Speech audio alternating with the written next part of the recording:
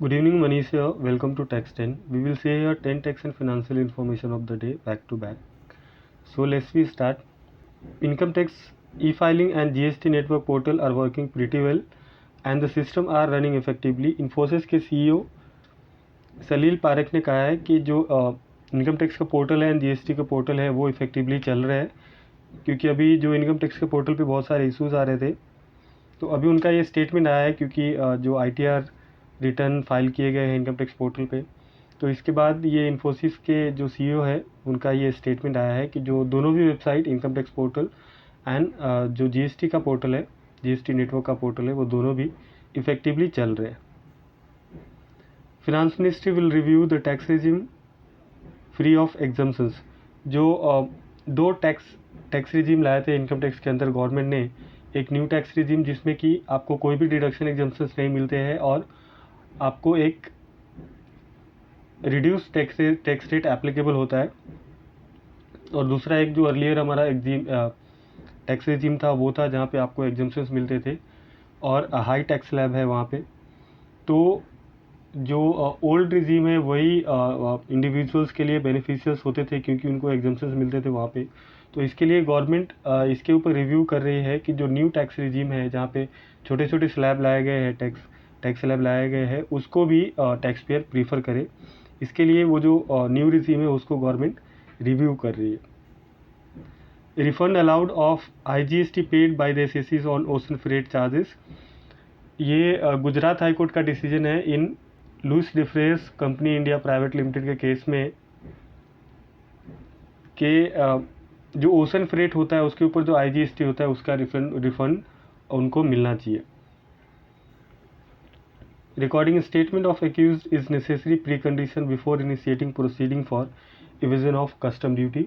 ये Madras high court का decision आया है in case of Anand and के शिवमणि के केस में कि before initiating the proceeding for evasion of custom duty के इवेजन के केस में प्रोसीडिंग इनिशिएट करने के पहले उनका स्टेटमेंट रिकॉर्ड करना कंपलसरी है। ये मद्रास हाई कोर्ट का डिसीजन है।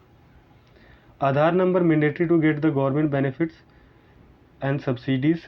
UIDAI ने ये स्टेटमेंट दिया है कि जो कोई भी गवर्नमेंट के बेनिफिट्स है या फिर सब्सिडीज़ गवर्नमेंट की तरफ से अगर मिलना है इंडिविजुअल को, तो वो तभी मिलेगा जब उनके जो इंडिविजुअल के पास, सिटीजन के पास आधार नंबर होएगी।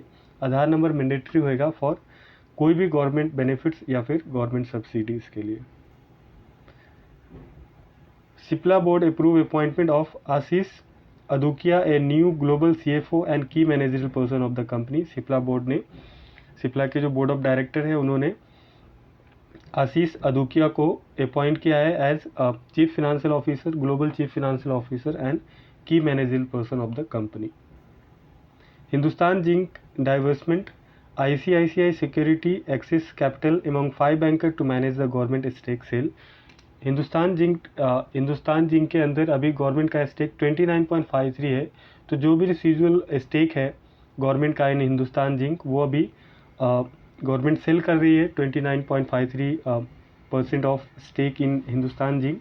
तो उसके लिए 5 बैंकर्स मिलके इसको ये सेल आउट को मैनेज करेंगे, including ICICI security Axis capital.